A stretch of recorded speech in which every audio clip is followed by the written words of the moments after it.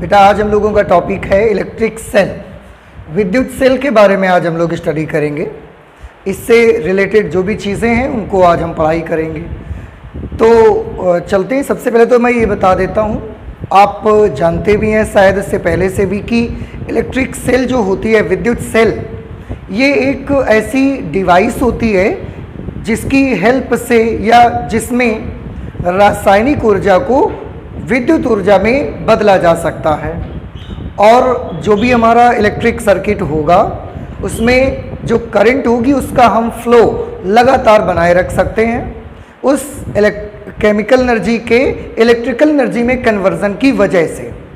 तो electric cell का हम एक बड़ा आसान सी डेफिनेशन तैयार कर सकते हैं, क्या कि विद्युत सेल एक ऐसी युक्ति है जो रासायनिक ऊर्जा को विद्युत ऊर्जा में परिवर्तित करके किसी विद्युत परिपथ में विद्युत धारा के प्रवाह को अनवरत बनाए रखती है। अनवरत मीन्स बिना रुके, कॉन्टिन्यूअसली। ओके, तो हम इस डेफिनेशन को नोट कर लेते हैं। तो विद्युत सेल जो होती है या एक ऐसी युक्ति होती है जो रासायनिक ऊर्जा को विद्युत ऊर्जा में बदलकर विद्युत परिपथ में धारा के प्रवाह को अनवरत बनाए रखती है, कॉन्टिन्यूअसली करंट को फ्लो करवाती रहती है। ठीक है, तो दो बातें आपने सीखी इसमें। विद्युत सेल क्या करता है? विद्युत सेल कन्वर्ट करता है रासायनिक ऊर्जा means chemical energy, chemical energy का कन्वर्जन करता है इलेक्ट्रिकल एनर्जी में, इलेक्ट्रिकल एनर्जी। और ऐसा करके वो जो हमारे इलेक्ट्रिक सर्किट्स होते हैं उसमें करंट के फ्लो को कॉन्टिन्यूअसली बनाए रखता है, कॉन्टिन्यूअसली बनाए रखता है। ओके, इलेक्ट्रिक सेल के बारे में मैं आपको उसका एक छोटा सा डायग्राम यहाँ पर बना के दिखाऊंगा। उस डायग्राम में मैं बहुत डीप में तो नहीं जाऊंगा कि इलेक्ट्रिक रिएक्शंस उसमें जो केमिकल रिएक्शंस होती हैं वो क्या होती हैं, मैं बहुत ज़्यादा डीप में नहीं जाऊंगा क्योंकि इलेक्ट्रिक सेल के बारे में आप केमिस्ट्री में भी पढ़ते हैं और बहुत अच्छे से पढ़ लेते हैं वहाँ पे। तो मैं एक छोटा सा फिगर यहाँ पर आपको बना के दिखाऊंगा इलेक्ट्रिक सेल का। आप देख सकते हैं यहाँ पे इलेक्ट्रिक सेल में एक बर्तन होता है,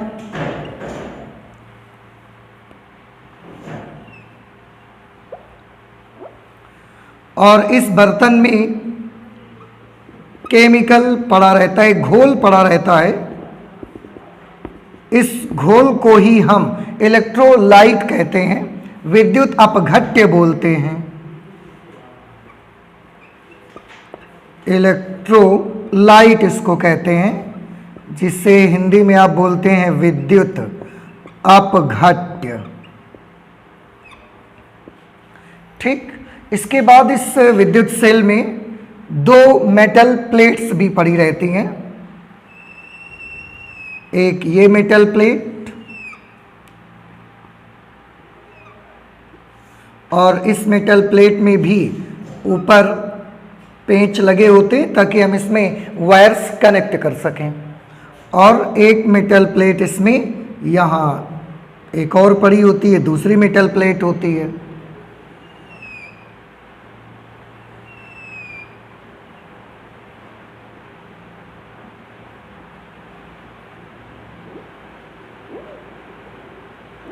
ये जो मेटल प्लेट्स होती हैं इनमें से एक प्लेट को हम सेल का पॉजिटिव टर्मिनल बोलते हैं और दूसरी प्लेट सेल का नेगेटिव टर्मिनल होती है। तो इसमें से एक पॉजिटिव टर्मिनल और एक नेगेटिव टर्मिनल। ओके, दोनों को कंबाइंड रूप से हम इलेक्ट्रोड्स बोलते हैं, दोनों को। ये दोनों ही मिला करके इनको इलेक्ट्रोड्स कहा जाता है, इलेक्ट्रोड्स। अब ये जो घोल पड़ा इलेक्ट्रोलाइट हो गया, ये दोनों प्लेट्स जो हो गई वो इलेक्ट्रोड्स हो गया। हमें जिस भी एक्सटर्नल सर्किट में करंट फ्लो करवानी होती है उससे हम इन्हीं दो टर्मिनल्स के बीच में कनेक्ट कर देते हैं। जैसे मैं एक एग्जांपल के लिए आपको ये कनेक्शन करके दिखा देता हूँ। इस सर्किट में हम एक छोटी सी की लगा देते हैं। उसके साथ एक रेसिस्टेंस लगा देते हैं और रेसिस्टेंस के बाद ये कनेक्शन हम इस टर्मिनल में आकर के इसकी कनेक्शन कर देते हैं। ठीक है, तो यहाँ पर ये की लगी हुई है, स्विच आप कह सकते हैं। ये एक रेसिस्टेंस है, क्योंकि ये रेसिस्टेंस सेल के बिल्कुल बाहर है, इसलिए हम इसका नाम रखते हैं एक्सटर्नल रेसिस्टेंस। ये एक्सटर्नल रेसिस्टेंस हमारा कुछ भी हो सकता है, जैसे हमारा फैन हो सकता है, हमारी टेलीविज़न हो सकती है, तो इस तरीके का कोई भी रेसिस्टेंस ये हो सकता है और इसे हम एक्सटर्नल रेसिस्टेंस बोलते हैं। तो मैं यहाँ पर लिख देता हूँ कैपिटल R, यहाँ पर एक्सटर्नल रेसिस्टेंस है।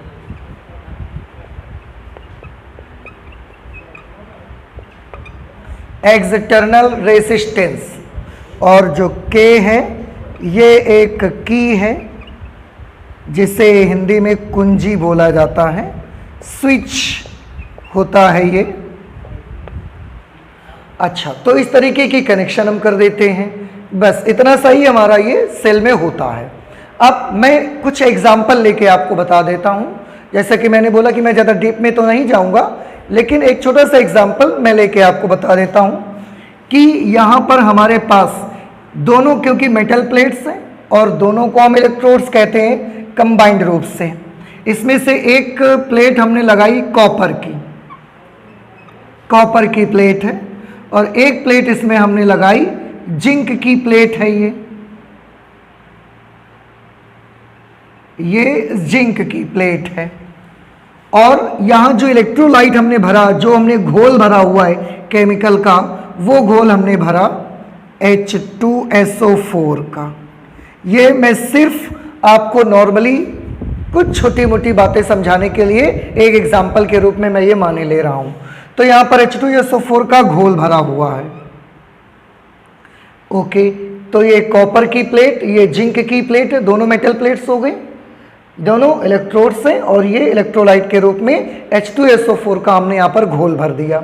इसके सेल के जो घोल होता है, इसमें एक ऐसी कुछ केमिकल रिएक्शंस होती हैं जिनकी वजह से जो हमारी जिंक की प्लेट है ये नेगेटिवली चार्ज्ड हो जाती है, और कॉपर की प्लेट जो होगी ये पॉजिटिवली चार्ज्ड हो जाती है। इसके पास नेगेटिव चार्जेस की अधिकता हो जाती है और कॉपर प्लेट के पास पॉजिटिव चार्जेस एक्सेस में आ जाते हैं। अब क्योंकि इसके पास नेगेटिव चार्जेस एक्सेस में हैं, इसके पास पॉजिटिव चार्जेस एक्सेस में हैं, हमने जैसे ही दोनों को एक कंडक्टर से कनेक्ट किया, तो आप सभी जानते हैं कि इलेक्ट्रॉन्स का तो अल्टीमेट टारगेट पॉजिटिव होता है, वो तो हमेशा पॉजिटिव से मिलना चाहता है। तो यहाँ के जितने भी नेगेटिव चार्जेस, जितने भी इलेक्ट्रॉन्स हैं, वो सब निकल के बड़ी जोर से यहाँ भागते हैं। रास्ते में हमने रेसिस्टेंस लगा दिया, अभी हमने डिस्कस किया कि उसको हम एक्सटर्नल रेसिस्टेंस कहते हैं, क्योंकि ये सेल के बाहर लगा हुआ है। अच्छा, जिसमें नेगेटिव चार्जेस एक्सेस में आ जाते हैं वो नेगेटिव इलेक्ट्रोड होता है, और जिसमें पॉजिटिव चार्जेस एक्सेस में आते हैं वो पॉजिटिव इलेक्ट्रोड कहा जाता है। अब इसमें जो बाहर होते हैं वो तो इलेक्ट्रॉन्स मूव करते हैं, लेकिन अंदर, क्योंकि यहाँ से इधर की तरफ ऐसा ये SO4 मूव करता है, और इधर से इधर की तरफ ये H2 का जो पॉजिटिव चार्ज है, आयन जो पॉजिटिव है, वो इधर मूव करता है। तो मैं एक चीज़ आपको बता दूं, सेल में बाहर का जो सर्किट हमारा होता है उसमें तो एक जगह से दूसरी जगह तक इलेक्ट्रॉन मूव करते हैं, लेकिन सेल के अंदर हमारा जो इलेक्ट्रोलाइट पड़ा होता है, जो ये घोल पड़ा होता है, उसमें आयन ही एक प्लेट से दूसरी प्लेट तक मूव करते रहते हैं। ठीक है, अब अगर ये आयन्स मूव करते रहते हैं, और जैसे कि मैंने बताया इस पूरे घोल में, क्योंकि H2SO4 का घोल है, इसमें दो प्रकार के आयन्स होंगे, एक हाइड्रोजन आयन होगा पॉजिटिव, एक SO4 आयन होगा नेगेटिव। तो इसके अंदर जो आयन्स रहते हैं वो इधर की तरफ, जैसे SO4 मैंने बात की कि SO4 इधर की तरफ जाता है। तो क्यों जाता है? क्योंकि जो जिंक की प्लेट है, जिंक अभी न्यूट्रल है शुरुआत में, जब ये, क्योंकि इसको SO4 जिंक को SO4 से रिएक्ट करके जिंक सल्फेट बनाना है, ZnSO4 बनाना है। अब जिंक जो होगा उसको सल्फेट के साथ मिलकर के जिंक सल्फेट बनाना है। तो ये जिंक सल्फेट कैसे बनाएगा? इसके पास दो नेगेटिव चार्जेस हैं। अब अगर जिंक के पास भी दो पॉजिटिव चार्जेस हो जाएं तो ये जिंक सल्फेट बना लेगा। तो वो क्या करता है, जब जिंक यहां पर ऐसे आता है तो अपने दो इलेक्ट्रॉन यही वो छोड़ करके सॉल्यूशन में आ जाता है। उसका एक एटम की अगर मैं बात करूं तो जिंक का अभी एक एटम पूरा ऐसे, इसका नेट चार्ज 0 है, और जब ये सॉल्यूशन में इसका एटम आएगा तो अपने दो इलेक्ट्रॉन्स प्लेट में ही छोड़ करके सॉल्यूशन में आ जाएगा। अब अगर इसने दो इलेक्ट्रॉन्स को त्याग दिया है तो अब ये बन गया Zn+2। जो Zn+2 है वो सॉल्यूशन में आ गया Zn+2। अब ये Zn+2 SO4 -2 से रिएक्ट करके ZnSO4 बना लेता है, ठीक है। और इसके लिए जितने SO4 होंगे, क्योंकि वो ZnSO4 बनाना चाहते हैं मिलकर, तो वो सारे SO4 पूरे घोल में से फ्लो होकर उनको इधर की तरफ जाना पड़ेगा, Zn प्लेट की तरफ। और जो ये हाइड्रोजन आयंस होंगे, क्योंकि इसको भी किसी से रिएक्ट करना है, तो ये हाइड्रोजन आयंस के पास दो इलेक्ट्रॉन्स की अधिकता है, तभी तो बेटा यहाँ पर पॉजिटिव चार्ज है। अगर दो इलेक्ट्रॉन्स की अधिकता है तो ये कहीं ना कहीं से दो इलेक्ट्रॉन लेकर अपने आप को न्यूट्रलाइज करना चाहता है। अब ये दो इलेक्ट्रॉन्स कहाँ से लेगा? तो ये क्या करता है, ये कॉपर प्लेट के पास आता है और इससे दो इलेक्ट्रॉन ले लेता है। कॉपर प्लेट से दो इलेक्ट्रॉन ले लेने की वजह से इस पे कौन सा चार्ज प्रोड्यूस हो जाता है? पॉजिटिव। तो मैं फिर से बता दूं, Zn जब SO4 के साथ रिएक्ट करेगा तो Zn जो होगा वो SO4 आयन से तो रिएक्ट नहीं करेगा ना, आयन से रिएक्ट करने के लिए तो आयन ही चाहिए हमको। तो Zn जब SO4 से रिएक्ट करने आता है तो वो अपने आप को आयन फॉर्म में पहले कन्वर्ट कर लेता है। कैसे अपने आप को आयन की फॉर्म में कन्वर्ट करता है? तो वो Zn की प्लेट पर ही अपने दो इलेक्ट्रॉन छोड़ करके घोल में आ जाता है। अब दो इलेक्ट्रॉन छोड़ा इसने तो प्लेट कैसी हो गई? नेगेटिवली चार्ज हो गई और ये घोल में आ गया। अब Zn के पास भी दो पॉजिटिव चार्जेस हो गए, SO4 के पास ऑलरेडी दो पॉजिटिव चार्जेस हैं, तो दोनों रिएक्ट करके ZnSO4 बना लेते हैं। इस तरह से लगातार इस प्लेट का Zn इस घोल में आयंस के रूप में कन्वर्ट होके आता रहता है और लगातार ये प्लेट गलती रहती है और यहाँ ZnSO4 बनता रहता है। सिमिलरली जितने हाइड्रोजन आयंस हैं वो सब इस कॉपर प्लेट के पास आकर के और इससे न्यूट्रलाइज होने के लिए लगातार दो दो इलेक्ट्रॉन्स लेते रहते हैं। अब अगर इस प्लेट से इलेक्ट्रॉन लिए जाएंगे तो ये प्लेट पॉजिटिवली चार्ज हो जाएगी। इस तरह से जो कॉपर की प्लेट होती है वो पॉजिटिव इलेक्ट्रोड बन जाती है, जो Zn की प्लेट होती है वो नेगेटिव इलेक्ट्रोड बन जाती है। अब क्योंकि इसके पास इलेक्ट्रॉन्स एक्सिस में आ गए हैं तो ये सारे के सारे इलेक्ट्रॉन्स, अब क्योंकि हमने कनेक्ट भी कर दिया तो इलेक्ट्रॉन्स प्लस के साथ मिलना चाहता है, तो ये इलेक्ट्रॉन्स इतने ज़्यादा इस प्लेट में भर जाते हैं कि सब एक दूसरे को रिपेल करते हैं बड़ी जोर से। अब रिपेल करके कहाँ जाएंगे? तो जाना तो वो पॉजिटिव में ही चाहते हैं, लेकिन तब तक ये कहीं नहीं जा सकते जब तक आप ये कनेक्शन नहीं देते हैं। अगर आपने स्विच ऑफ कर रखा है तो ये इलेक्ट्रॉन यहाँ भरते रहेंगे लेकिन ये यहाँ जा नहीं सकते। जैसे ही हम स्विच को ऑन करते हैं इलेक्ट्रॉन्स को प्लस तक जाने का एक रास्ता मिल जाता है और सारे के सारे इलेक्ट्रॉन्स जो कि Zn में एक्सिस में थे वो इलेक्ट्रॉन निकल कर बड़ी जोर से इसमें जाना स्टार्ट कर देते हैं। अब जब इलेक्ट्रॉन्स इसमें जाते हैं तो यहाँ पर बीच में हमने अपना पंखा लगा दिया, हमने बल्ब लगा दिया, पंखा लगाया, इलेक्ट्रॉन ऐसा जोर से आया, उसको इसने ऐसा घुमा दिया तो पंखा हमारा चलने लगता है। हम यहाँ पर एक बल्ब लगा देते हैं, इलेक्ट्रॉन आता है, इसके फिलामेंट में बड़ी जोर से फ्लो होता है, इतनी तेज फिलामेंट के पार्टिकल्स से टकराता है कि ये गर्म होकर चमकना शुरू कर देता है फिलामेंट और बल्ब हमारा जलना स्टार्ट हो जाता है। तो इलेक्ट्रॉन नेगेटिव इलेक्ट्रोड से पॉजिटिव इलेक्ट्रोड की ओर आना स्टार्ट हो जाते हैं। और हम सब ने इससे पहले भी पढ़ रखा है कि किसी भी इलेक्ट्रिक सर्किट में जो करंट फ्लो होती है ये हमेशा पॉजिटिव टर्मिनल से नेगेटिव टर्मिनल की ओर फ्लो होती है। या मैं इसको पहले नहीं लेता हूं, मैं आपको ये बताता हूं कि जो करंट होती है वो हमेशा इलेक्ट्रॉन्स के चलने की विपरीत दिशा में फ्लो होती है। हमने करंट का एक फॉर्मूला पढ़ा था, I is equal to -NeAVD, ये फॉर्मूला हमने पढ़ा हुआ था। इलेक्ट्रॉन जिस दिशा में मूव करेगा उसके अपोजिट डायरेक्शन पे करंट फ्लो होती है। तो अगर इलेक्ट्रॉन नेगेटिव टर्मिनल से पॉजिटिव टर्मिनल की ओर आते हैं तो इलेक्ट्रॉन का पाथ तो नेगेटिव से पॉजिटिव की ओर है, लेकिन करंट का पाथ क्या होगा?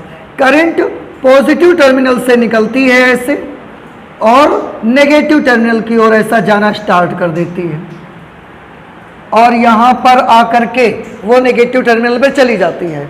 और एक चीज देखिए, अंदर में क्या हो रहा है? अंदर में घोल के जितने भी SO4 हैं वो सब के सब SO4 लगातार जिंक की प्लेट के पास जा रहे हैं। तो अंदर में ये आयंस तो इस घोल में से चलते हैं ना, और जितना भी हाइड्रोजन आयन है वो घोल में चलकर कॉपर प्लेट के पास जमा होता रहता है आकर के।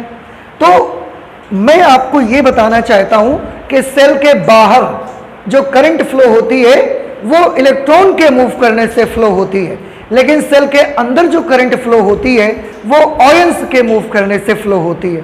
क्योंकि सेल के अंदर ये जो घोल बड़ा है इसमें इलेक्ट्रॉन मूव नहीं करते। आप देखें यहाँ कोई इलेक्ट्रॉन अंदर नहीं है, अंदर सारे के सारे अगर कोई मूव भी करता है तो वो है आयंस मूव करते हैं। SO4 आयन, हाइड्रोजन आयन, ये मूव करते रहते हैं अंदर और उनकी वजह से करंट फ्लो होती है। तो हमने देखा कि सेल के बाहर जो करंट फ्लो होती है, सबसे पहले मैं एक छोटी सी चीज लिख देता हूं।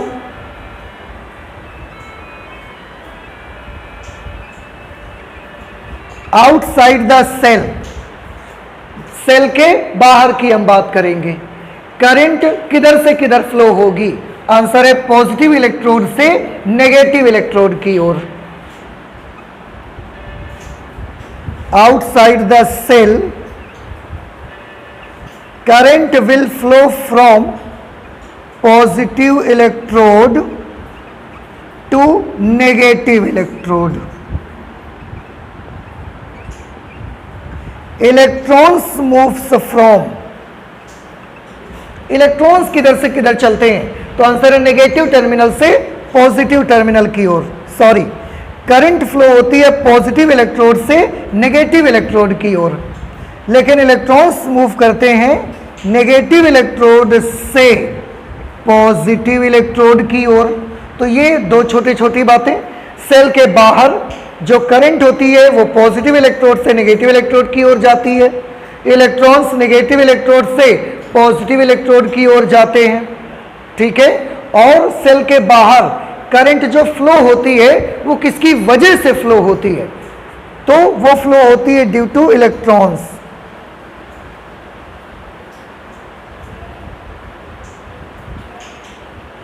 ये आपको याद रखना है। अगर मैं इनसाइड द सेल बात करूं,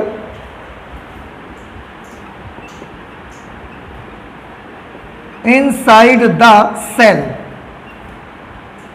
सेल के अंदर अगर बात करेंगे तो आप ध्यान से देखें कि सेल के अंदर करंट किधर से किधर फ्लो हो रही है।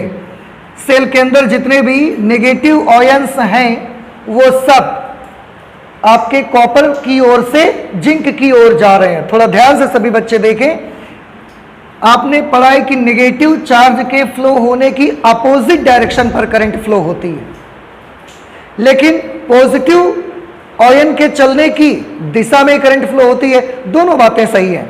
अगर चार्ज नेगेटिव है तो उसके अपोजिट डायरेक्शन पे करंट फ्लो होगी, चार्ज अगर पॉजिटिव है तो उसके अलोंग करंट फ्लो होगी। तो मैं नेगेटिव से नहीं जाऊंगा, पॉजिटिव से देख लेता हूं कि इसमें जो हाइड्रोजन आयन पॉजिटिव है ये किस तरह मूव करता है। तो बड़ा सिंपल है, अभी मैंने इसमें दिखाया भी आपको कि ये पूरे घोल में से इधर की तरफ आता है, कॉपर की तरफ आता है। अगर ये कॉपर की तरफ आता है तो हम ये मान लेते हैं कि जिंक से कॉपर की ओर आ रहा है। अगर ये जिंक से कॉपर की ओर आ रहा है तो करंट भी इसी तरह चलेगी। क्योंकि करंट के लिए हमने क्या पढ़ा हुआ है, नेगेटिव चार्ज है तो करंट उसके अपोजिट डायरेक्शन पर चलेगी, लेकिन अगर पॉजिटिवली चार्ज पार्टिकल है तो उसकी दिशा में ही करंट चलेगी। अब पॉजिटिवली चार्ज पार्टिकल जो है वो तो जिंक से कॉपर की ओर जा रहा है, जिंक की तरफ से कॉपर की तरफ जा रहा है, तो करंट भी जिंक की तरफ से कॉपर की ओर जाना स्टार्ट हो जाएगी। और ये बेटा बड़ा सिंपल है, आप ध्यान से देखें, बाहर सेल के करंट पॉजिटिव टर्मिनल से नेगेटिव टर्मिनल से गई, अब अंदर में करंट का क्या हुआ, अंदर में जो करंट है वो फिर से इसका सर्किट देखिए पूरा कंप्लीट हो रहा है। यहां से करंट ऐसा चली, यहां आई, फिर ऐसे आई, फिर यहां पर आई, अब अंदर में क्या होगा, तो जिंक में से होकर ये ऐसे कॉपर की तरफ आएगी, अंदर ये करंट की डायरेक्शन होगी। तो इनसाइड द सेल अगर मैं बात करूंगा, सेल के अंदर अगर मैं बात करता हूं तो करंट जो होगी वो किधर से किधर फ्लो हो रही है, नेगेटिव टर्मिनल से पॉजिटिव टर्मिनल की ओर फ्लो हो रही है। करंट फ्लो होगी from negative electrode to positive electrode, negative electrode से पॉजिटिव इलेक्ट्रोड की ओर करंट फ्लो होती है। और ये करंट फ्लो किसकी वजह से होती है, तो this current is flowing due to ions,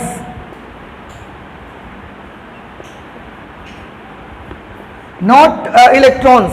तो ये दो तीन बातें आपको याद रखना है। फिर से, सेल के बाहर जो करंट होती है वो पॉजिटिव इलेक्ट्रोड से नेगेटिव इलेक्ट्रोड की ओर फ्लो होती है। क्यों, रीजन हमने डिसाइड किया, इलेक्ट्रॉन्स जो चलते हैं वो नेगेटिव इलेक्ट्रोड की तरफ से चलते हैं, पॉजिटिव इलेक्ट्रोड पर आते हैं। और जो करंट फ्लो होती है वो किसकी वजह से फ्लो होती है, इलेक्ट्रॉन्स की वजह से। लेकिन सेल के अंदर की अगर बात करें तो करंट नेगेटिव इलेक्ट्रोड से पॉजिटिव इलेक्ट्रोड की ओर फ्लो होती है, इधर से ऐसे फ्लो होती है। और किसकी वजह से होती है, आयंस की वजह से होती है। अब इसमें एक चीज हम लोग देख रहे हैं बेटा, एक चीज ये देख रहे हैं कि सेल के अंदर भी करंट फ्लो होती है नेगेटिव इलेक्ट्रोड से पॉजिटिव इलेक्ट्रोड की तरफ, ठीक है। और किसकी वजह से होती है, आयंस की वजह से होती है। तो जब आयंस इसमें चलते हैं, पॉजिटिव आयन इधर से इधर चल के आता है, नेगेटिव आयंस इधर से इधर चल के जाते हैं, उसकी वजह से घोल के भीतर भी करंट फ्लो होती है इस दिशा में। लेकिन जब आयंस उस घोल में चलते हैं तो घोल के जो पार्टिकल्स हैं उनसे आयंस को टकराना पड़ता है। हमारा घोल भी तो H2SO4 का बना हुआ है ना। तो जब भी आयंस उस घोल में से ऐसा चलते हैं तो घोल में से चलते समय आयंस के रास्ते पर एक अवरोध लगता है, एक रुकावट पैदा होती है, एक बाधा उत्पन्न होती है। क्योंकि आप भी अगर किसी, जैसे कहीं पानी भरा हुआ है और उस भरे हुए पानी में आपको हाथ ऐसे अंदर कहा जाए कि हाथ अंदर करिए और उसको ऐसा तेजी से चलाइए, तो आप देखेंगे कि जितना तेज आप हवा में अपने हाथ को ऐसा चला सकते हैं उतना तेज पानी में रखकर हाथ को आप बहुत तेज से नहीं चला सकते।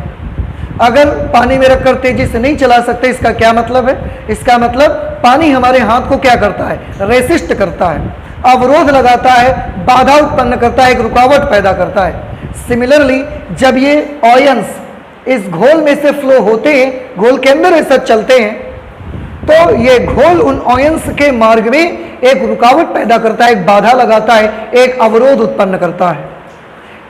इस अवरोध को, इस रुकावट को, ये जो बाधा उत्पन्न होती है आयंस के मार्ग में, इसको हम बोलते हैं प्रतिरोध। लेकिन क्योंकि ये प्रतिरोध बेटा सेल के अंदर है, इसलिए हमने इसका नाम रखा आंतरिक प्रतिरोध। आंतरिक प्रतिरोध, इंटरनल रेसिस्टेंस। तो इंटरनल रेसिस्टेंस क्या होता है, मैं यहां पर इसके बारे में लिख देता हूं। आंतरिक प्रतिरोध, जिसे हम अंग्रेजी में बोलते हैं इंटरनल रेसिस्टेंस।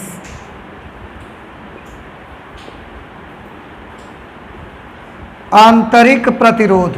तो अभी मैंने बताया, एक बार फिर से देख लेते हैं, फिर मैं लिख दूंगा इसको। क्या होता है कि जब सेल के अंदर जो आयंस होते हैं वो घोल में से प्रवाहित होते हैं, तो घोल उनके मार्ग में एक अवरोध लगाता है, एक बाधा पैदा करता है। घोल के द्वारा आयनों के मार्ग में उत्पन्न किए गए इस प्रतिरोध को ही आंतरिक प्रतिरोध कहा जाता है। ठीक है, तो मैं लिख देता हूं,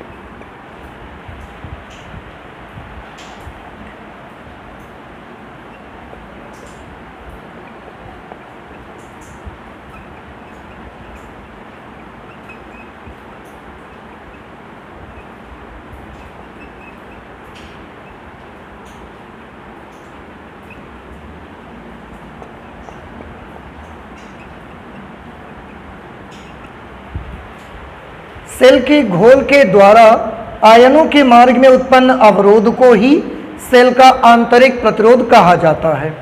ठीक है, आंतरिक प्रतिरोध जो होता है, जैसे कि अभी हमने देखा कि जो बाह्य प्रतिरोध होता है उसे हम कैपिटल आर से रिप्रेजेंट करते हैं, लेकिन जो आंतरिक प्रतिरोध होता है इसे भी हम आर से ही रिप्रेजेंट करते हैं, लेकिन इसका सिंबल हमने स्मॉल आर बनाया है। तो यहीं पर मैं लिख सकता हूं, इससे स्मॉल आर से प्रदर्शित करते हैं।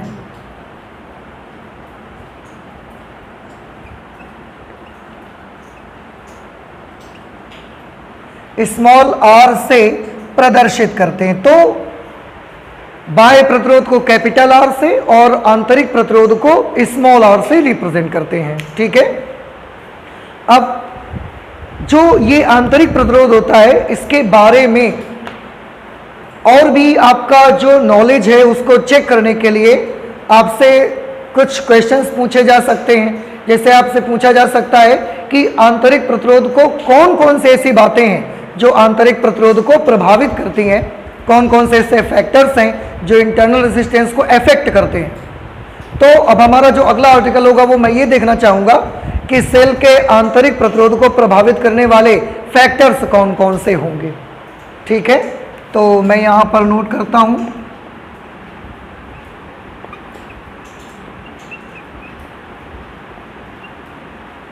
सेल के आंतरिक प्रतिरोध को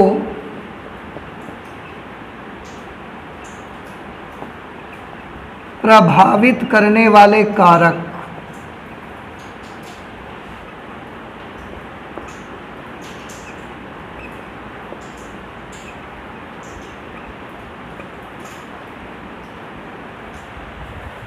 ठीक है, सेल के आंतरिक प्रतिरोध को कौन कौन सी चीजें इफेक्ट करती हैं ये हमको देखना है। सबसे पहले नंबर 1, जो आंतरिक प्रतिरोध होता है बेटा, वो प्रतिरोध बाह्य हो या आंतरिक, प्रतिरोध तो आखिर प्रतिरोध ही होता है।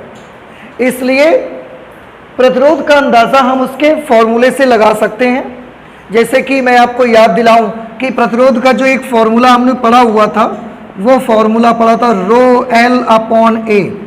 सभी स्टूडेंट्स को याद आया होगा, जिसमें से ये रेसिस्टेंस था और ये रेसिस्टिविटी थी, प्रतिरोधकता जिसको कहा गया था।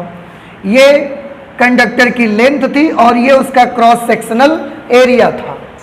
अब इसकी हेल्प से ही हम पता लगा सकते हैं, इसमें रेसिस्टिविटी तो एक कांस्टेंट टर्म है, प्रतिरोध निर्भर करता है लंबाई पर। लंबाई जितनी ज्यादा होगी प्रतिरोध भी उतना ही ज्यादा होगा, लंबाई कम होगी तो प्रतिरोध कम होगा। अब बात आती है लंबाई किसकी। बड़ा सिंपल है कि अगर ये प्रतिरोध किसी कंडक्टर का है तो लंबाई कंडक्टर की, या मैं बड़ी सिंपल लैंग्वेज में आपको बताऊं, करंट को जितना लंबा रास्ता चलना पड़ता है उसकी लंबाई। ये तो बड़ा सिंपल है कि कंडक्टर अगर आपका 5 मीटर का लगाया है तो करंट का पाथ कितना लंबा है, 5 मीटर लंबा है, और करंट यहां से वहां जा रही है। अगर कंडक्टर आपने 10 मीटर का लगाया हुआ है तो करंट के पाथ की लंबाई 10 मीटर है। अब एक 5 मीटर का कंडक्टर है, एक 10 मीटर का कंडक्टर है। 10 मीटर वाले कंडक्टर का रेजिस्टेंस ज्यादा होगा क्योंकि उसकी लेंथ ज्यादा है, क्योंकि इलेक्ट्रॉन्स को उतनी ज्यादा देर तक उसमें टक्कर करनी पड़ी है। यहां पर भी लेंथ का मतलब क्या होगा, अभी मैंने बताया लेंथ का मतलब है कि चार्ज पार्टिकल का जो पाथ की लंबाई है, उसी से तो मीनिंग है यहां पर। अब आंतरिक प्रतिरोध के लिए ध्यान दीजिए, आंतरिक प्रतिरोध में करंट फ्लो किसकी वजह से होता है, आयंस की वजह से। तो आयंस का रास्ता कितना लंबा है इस पर डिपेंड करेगा आपका इंटरनल रेसिस्टेंस। तो बेटा आयंस के मार्ग की अगर मैं बात करूं, पाथ की अगर मैं बात करूं, तो आयंस तो या तो यहां से यहां जाते रहते हैं, जितने SO4 आयन है वो सब इधर से इधर जाते रहते हैं, जितने हाइड्रोजन आयन है वो सब इधर से इधर आते रहते हैं। तो ज्यादा से ज्यादा आयंस को कितना लंबा रास्ता तय करना पड़ता है, सोचिए थोड़ा सा आप। ज्यादा से ज्यादा आयंस को जो रास्ता तय करना पड़ता है वो इतना होगा कि अगर कोई SO4 आयन इस प्लेट के नजदीक है तो वो यहां से यहां तक चला जाएगा, और अगर कोई हाइड्रोजन आयन इसके नजदीक है तो वो यहां से यहां तक आ जाएगा। और एक बार यहां से प्लेट तक पहुंच गया, इसके बाद काम हो गया हमारा। तो ज्यादा से ज्यादा उन आयंस को कितना लंबा रास्ता तय करना पड़ता है, तो बहुत सिंपल है, ज्यादा से ज्यादा उनको जो रास्ता तय करना पड़ता है वो दोनों इलेक्ट्रोड्स के बीच की दूरी के बराबर रास्ता तय करना पड़ता है। तो जिस तरह से एक चालक तार का प्रतिरोध उसकी लंबाई पर डिपेंड करता है, उसी तरह से, और लंबाई का मतलब मैंने क्या बताया, लंबाई का मतलब है कि करंट का पाथ कितना लंबा है, चार्जेस को कितनी दूरी तक चलना पड़ रहा है। सिमिलरली यहां पर घोल के भीतर आयंस को ज्यादा से ज्यादा कितनी दूर तक चलना पड़ेगा, तो आंसर है कि एक प्लेट से बहुत ज्यादा एक प्लेट से दूसरी प्लेट तक जाना पड़ेगा। तो यहां पर लंबाई का मतलब है दोनों प्लेट्स के बीच की डिस्टेंस। अब अगर लंबाई ज्यादा है तो प्रतिरोध ज्यादा, लंबाई कम तो प्रतिरोध कम। यहां पर बात करिए, दोनों प्लेट्स के बीच की डिस्टेंस अगर ज्यादा है तो आयंस का मार्ग कितना कैसा हुआ, ज्यादा लंबा हो जाएगा आयंस का रास्ता। आयन का रास्ता ज्यादा लंबा हो जाएगा, ज्यादा लंबा हो जाएगा तो प्रतिरोध कैसा हो जाएगा, ज्यादा हो जाएगा। लेकिन अगर प्लेट्स हमने पास पास लगा दी है, बिल्कुल नजदीक, तो अब आयंस को बड़ा छोटा रास्ता तय करना पड़ रहा है, बड़ी कम लंबाई उनको तय करनी पड़ रही है। जब बड़ी कम लंबाई तय करनी पड़ रही है तो रेसिस्टेंस भी उनका कैसा होगा, कम हो जाएगा। ठीक है, तो आंतरिक प्रतिरोध किस पर डिपेंड करता है, सेल की दोनों प्लेटों के बीच की दूरी पर निर्भर करता है। सेल की दोनों प्लेटों के बीच की दूरी, सेल की दोनों प्लेटों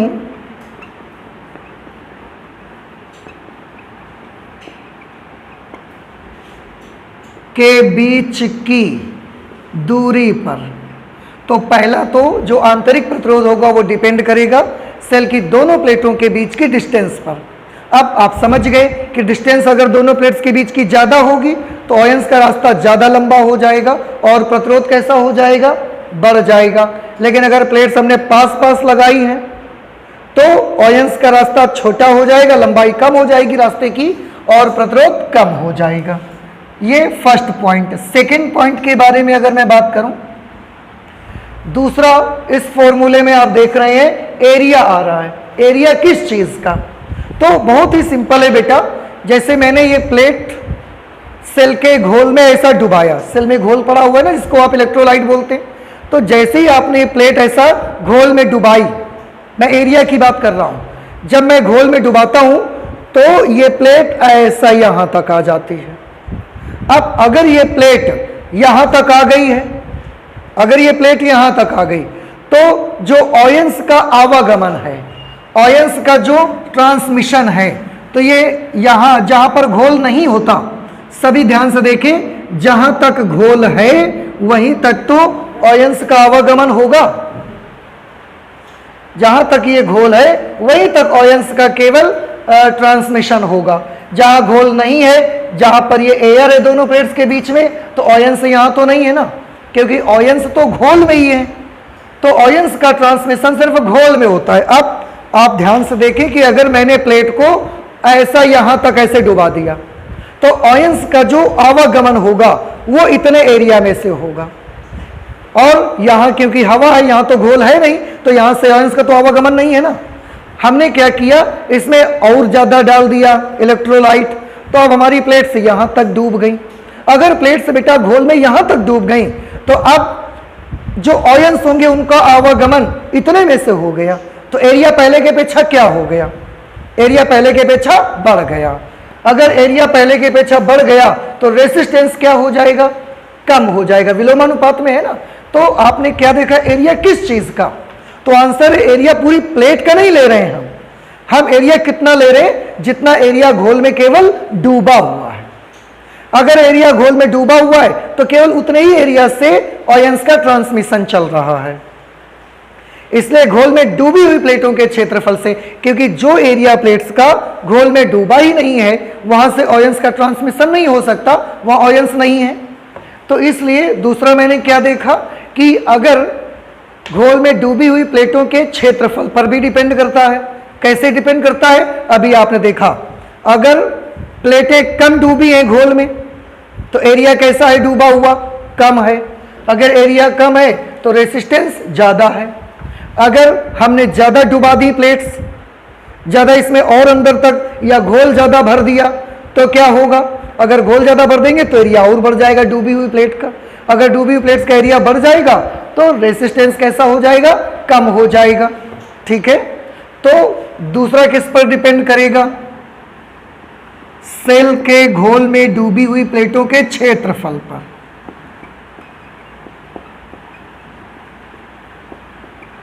सेल के घोल में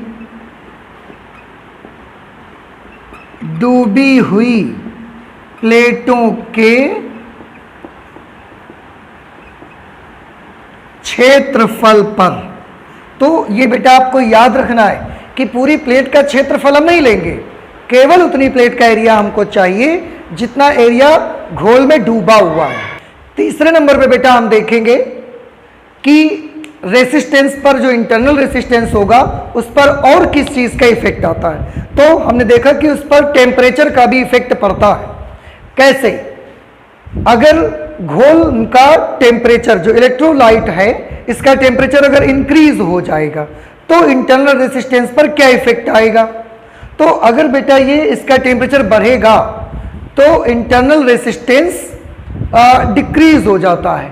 कैसे डिक्रीज हो जाता है कि टेम्परेचर बढ़ते ही, और ये तो हम लोग पहले भी पढ़ चुके हैं, इससे पहले जब हम ये स्टडी कर रहे थे कि प्रतिरोध अथवा प्रतिरोधकता पर ताप का क्या प्रभाव पड़ता है। तो हमने देखा इलेक्ट्रोलाइट्स का ताप बढ़ने से प्रतिरोध घट जाता है, और उसका रीजन भी हमने डिस्कस किया हुआ था कि जब ताप बढ़ता है इलेक्ट्रोलाइट का, टेम्परेचर इंक्रीज होता है तो इलेक्ट्रोलाइट पतला हो जाता है। अब इलेक्ट्रोलाइट जब पतला हो जाएगा तो आयंस को उसमें से मूव करने में थोड़ी आसानी होगी, और अगर आसानी होगी इसका मतलब है वो घोल कम रेसिस्ट करेगा, उसका रेसिस्टेंस कम हो जाएगा। तो टेम्परेचर के बढ़ने से रेसिस्टेंस घट जाता है। ताप के बढ़ने से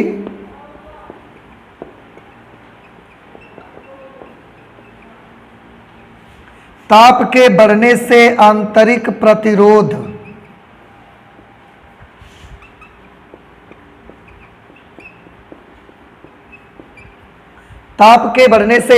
प्रतिरोध घट जाता है, जो इंटरनल रेजिस्टेंस होता है वो डिक्रीज हो जाता है। ठीक है, अब इसमें इंटरनल रेजिस्टेंस जो ये घट जाता है, अब बात ये आती है कि आंतरिक प्रतिरोध घटना, किसी भी सेल का आंतरिक प्रतिरोध का घटना, ये एक अच्छी बात है कि ये एक बुरी बात है। तो मैं बताऊं कि आंतरिक प्रतिरोध का घटना ये एक बुरी बात है। कैसे आंतरिक प्रतिरोध का घटना बुरी बात है, क्योंकि प्रतिरोध का बेटा एक और फॉर्मूला होता है V/I। अगर किसी भी सर्किट में प्रतिरोध का मान घटेगा, रेजिस्टेंस का मान कम हो जाएगा, तो उस सर्किट में करंट की वैल्यू बढ़ जाएगी। और अगर कहीं पर भी करंट की वैल्यू बढ़ गई है तो हमने एक फॉर्मूला पढ़ा है H heat produced in circuit is equal to I square RT। अब थोड़ा सा समझने का प्रयास करें। अगर इंटरनल रेसिस्टेंस घटेगा तो सेल में करंट क्या होगी, बढ़ जाएगी, और अगर सेल में करंट बढ़ गई तो हीट का क्या होगा, हीट भी बढ़ जाएगी और सेल गर्म हो जाएगी। जैसे कि आपने देखा होगा कि मोबाइल फोन को जब आप चार्ज करते हो तो वो गर्म हो जाती है, उसकी सेल, उसकी बैटरी जो होती है वो गर्म हो जाती है, फिर आप टच करके देखते हैं आपको वो गर्म लगती है। ऐसे ही जब आप मोबाइल फोन से ज्यादा देर तक बात करते हो तो ज्यादा देर तक बात करने से भी उसकी बैटरी गर्म हो जाती है और हीट होता है, और ये हीट जो हो रहा है यहाँ पर, ये उससे इलेक्ट्रिकल एनर्जी का लॉस है, इलेक्ट्रिकल एनर्जी का ह्रास है। क्योंकि मोबाइल फोन का यूज, उसको चार्ज करते हैं या उसकी मदद से हम कोई भी यूज करते हैं तो उसको गर्म करने के लिए तो नहीं करते ना। इसका मतलब अगर वो गर्म हो रहा है तो हमें उसका हीट नहीं चाहिए, पर फिर भी वो गर्म हो रहा है, इसका मतलब वो लॉस कर रहा है एनर्जी का, तो ये एनर्जी का उस पर लॉस होता है। जैसे मैं एक छोटा सा एग्जांपल आपको देता हूं कि अगर बैटरी का टेम्परेचर कम है, सेल ठंडे में, अगर ठंडे में सेल से 1 जूल पर सेकेंड एनर्जी का लॉस हो रहा है, 1 जूल पर सेकेंड उससे हीट प्रोड्यूस हो रही है, तो गर्म जब हो जाएगी सेल, जब गर्म हो जाएगी तो इसमें करंट डबल हो जाएगी। अब अगर करंट डबल हो जाएगी तो हीट 4 टाइम्स ज्यादा क्रिएट होगी। इट मींस कि अगर ठंडे में सेल से 1 सेकेंड में 1 joule and heat energy create हो रही है, प्रोड्यूस हो रही है, तो जब ये गर्म हो जाएगा तो करंट डबल हो जाएगी। करंट डबल हो जाने से हीट 4 टाइम्स निकलना स्टार्ट हो जाएगी। अब आप सोचिए, पहले हीट केवल 1 जूल पर सेकेंड निकल रही थी और अब जो हीट है वो पर सेकेंड 4 जूल निकलना स्टार्ट हो गई। अब अगर मोबाइल फोन से 1 सेकेंड में 4 जूल हीट निकलना स्टार्ट हो गई तो मोबाइल और गर्म हो जाएगा, क्योंकि अब इससे 1 सेकेंड में ज्यादा हीट क्रिएट हो रही है। अब मोबाइल और ज्यादा गर्म हो जाएगा तो कुछ देर के बाद इसमें से 16 जूल पर सेकेंड हीट निकलना शुरू हो जाएगी, और ऐसे करते करते ये हीट मल्टीपल होते चली जाती है। पहले 1 जूल पर सेकेंड निकल रही थी, हीट होने से करंट डबल हो गई, और करंट डबल होने से, हीट होने से, ताप बढ़ने से रेसिस्टेंस घटा, रेसिस्टेंस घटा, करंट डबल हो ही गई, करंट डबल हो गई, हीट 4 टाइम्स हो गई। अब हीट 4 टाइम्स हो गई तो रेसिस्टेंस और घट गया, रेसिस्टेंस और घट गया, करंट और बढ़ गई, करंट और बढ़ गई तो हीट और ज्यादा बढ़ गई, और हीट बढ़ करके 16 गुना ज्यादा बढ़ गई जाके। और इस तरह से जब 16 गुना हीट मोबाइल फोन से ज्यादा निकलेगी तो मोबाइल और ज्यादा गर्म हो जाएगा, क्योंकि लगातार हीट बढ़ रही है। अब मोबाइल फोन और ज्यादा अगर गर्म हो जाएगा तो ये हीट मल्टीपल होते चली जाती है, और उसमें हमें बड़ा डेंजर रहता है। जब बहुत ज्यादा गर्म हो जाएगा तो मोबाइल फोन का क्या हो सकता है? बड़ा सिंपल है कि मोबाइल फोन गर्म होकर ब्लास्ट हो सकता है, और आपने सुना भी है कि मोबाइल फोन ब्लास्ट हो जाता है। इसलिए हमें हमेशा याद रखना चाहिए कि मोबाइल फोन जब भी आप चार्ज करें तो जहां पर भी उसे चार्ज करने के लिए आप रखें, it should be properly ventilated. वो जगह ऐसी होनी चाहिए कि आप जहां पर मोबाइल चार्ज हो रहे हैं वहां से एयर का आवागमन खूब बना रहे। उससे क्या होगा, उससे जो हीट उत्पन्न हो रही होगी वो एयर के फ्लो होने से हीट भी उससे निकल जाया करेगी, और इस तरह से मोबाइल फोन कम गर्म होगा। और प्रॉपर वेंटिलेशन के साथ उसको चार्ज करें। दूसरी चीज एक बार और मैं बता देता हूं, एक चीज और मैं बता दूं आपको कि कभी भी मोबाइल फोन को चार्ज करने के लिए बहुत जल्दी चार्ज करें, ऐसे चार्जर की हड़बड़ी आपको नहीं होनी चाहिए। बहुत सारे लोग ये सोचते हैं कि एक ऐसा चार्जर, दुकान में जाते हैं फिर बोलते हैं दुकान वाले भैया से एक ऐसा चार्जर दीजिए जिससे मोबाइल हमारा बस 10 मिनट में केवल चार्ज हो जाए। इतनी ज्यादा वो लोगों को हड़बड़ी रहती है जल्दी चार्ज करने की। तो कोई अगर चार्जर बड़ी जल्दी मोबाइल फोन को चार्ज करेगा, इसका मतलब है वो ज्यादा करंट को भी तो फ्लो करेगा। अगर ज्यादा करंट फ्लो करवाएगा तो ज्यादा हीट भी प्रोड्यूस होगी, और उस समय भी बैटरी के ब्लास्ट होने का डेंजर हो सकता है। इसलिए मोबाइल फोन आपके बॉडी से भी थोड़ा दूर ही रहना चाहिए। बहुत ज़्यादा हमेशा उसको अपनी बॉडी से लगा के नहीं रखना चाहिए। बहुत जल्दी से चार्ज करने वाले चार्जर की हड़बड़ी नहीं होनी चाहिए। जहां पर भी आप उसे चार्ज करें उसको, उसके लिए प्रॉपर वेंटिलेशन वहां पर होना चाहिए ताकि हीट उसमें क्रिएट ना हो। तो ये सब इंटरनल रेजिस्टेंस था। तो हमने देखा कि आंतरिक प्रतिरोध कहते किसको हैं, उसको हम स्मॉल r से रिप्रेजेंट करते हैं। और आंतरिक प्रतिरोध को कौन कौन सी चीजें अफेक्ट करती हैं, तो जैसे कि हमने देखा कि सेल की दोनों प्लेटों के बीच की दूरी जितनी ज्यादा होगी, करंट का पाथ, आयंस का चलने का जो लंबाई होगी, रास्ता उनका जो होगा वो ज्यादा बड़ा होगा, प्रतिरोध उतना ही ज्यादा होगा। प्लेट्स नजदीक नजदीक होंगी, आयंस के चलने का रास्ता छोटा हो जाएगा, प्रतिरोध कम हो जाएगा। दूसरी चीज जो डिपेंड करता था वो सेल के घोल में डूबी हुई प्लेटों के क्षेत्रफल पर। प्लेटें जितने ज्यादा आप डुबा देंगे, जितना ज्यादा डूबी हुई प्लेटें होंगी उतना ही ज्यादा आयंस को एरिया मिलेगा चलने का, और आयंस को जितना ज्यादा एरिया मिलेगा रेसिस्टेंस कम हो जाएगा। तो ध्यान रखें, प्लेटों की डूबी प्लेटों का क्षेत्रफल ज्यादा होगा तो रेसिस्टेंस कम, डूबी हुई प्लेटों का क्षेत्रफल कम होगा तो रेसिस्टेंस ज्यादा। और बेटा यही रीजन है कि आपकी बैटरी में जब भी कभी पानी कम हो जाता है तो आप उसमें पानी फिर भर देते हो। क्यों? क्योंकि पानी कम होते होते अगर यहां तक आ गया तो अब घोल में डूबी प्लेट का एरिया कैसा हो गया, बहुत कम हो गया, और आयंस को अब आवागमन के लिए बहुत कम एरिया मिल रहा है। अगर एरिया कम मिल रहा है तो रेसिस्टेंस कैसा हो जाएगा, ज्यादा। तो हम उसमें पानी भर देते हैं, पानी भर के फिर हम इतना कर देते हैं। जब इतना कर देते हैं तो एरिया फिर क्या हो गया, बढ़ गया डूबी हुई प्लेट्स का, आयंस के जाने का एरिया, आवागमन का एरिया बढ़ गया। आवागमन का अगर एरिया बढ़ गया तो प्रतिरोध कैसा हो गया, कम हो गया।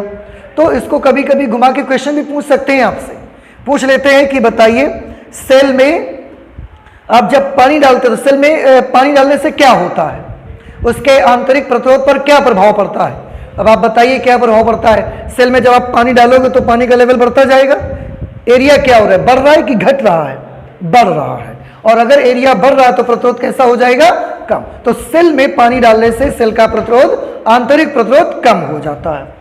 तीसरा, ताप के बढ़ने से आंतरिक प्रतिरोध क्या हो जाता है, घट जाता है, और उसको मैंने डिस्कस किया। तो आज बेटा हम लोग ने देखा सेल के बारे में कुछ छोटी मोटी चीजें, जैसे कि मैंने शुरुआत में ही बोल दिया था कि मैं बहुत डीप में नहीं जाना चाहूंगा सेल में, क्योंकि ये सब केमिस्ट्री में आप पढ़ते हैं। मैंने एक छोटा सा ऐसा इंट्रोडक्शन आपको सेल का दिया, और उसके बाद हमने ये आंतरिक प्रतिरोध के बारे में बातें पढ़ी। एक चीज और कि सेल में करंट पॉजिटिव टर्मिनल से नेगेटिव टर्मिनल की ओर फ्लो होती है या नेगेटिव से पॉजिटिव की ओर फ्लो होती है। इस क्वेश्चन का जवाब भी आपको याद रखना है, क्योंकि कोई पूछ सकता है आपसे। मैं फिर से क्वेश्चन को रिपीट कर दूं कि सेल में जो करंट होती है वो पॉजिटिव टू नेगेटिव फ्लो होती है या नेगेटिव टू पॉजिटिव फ्लो होती है।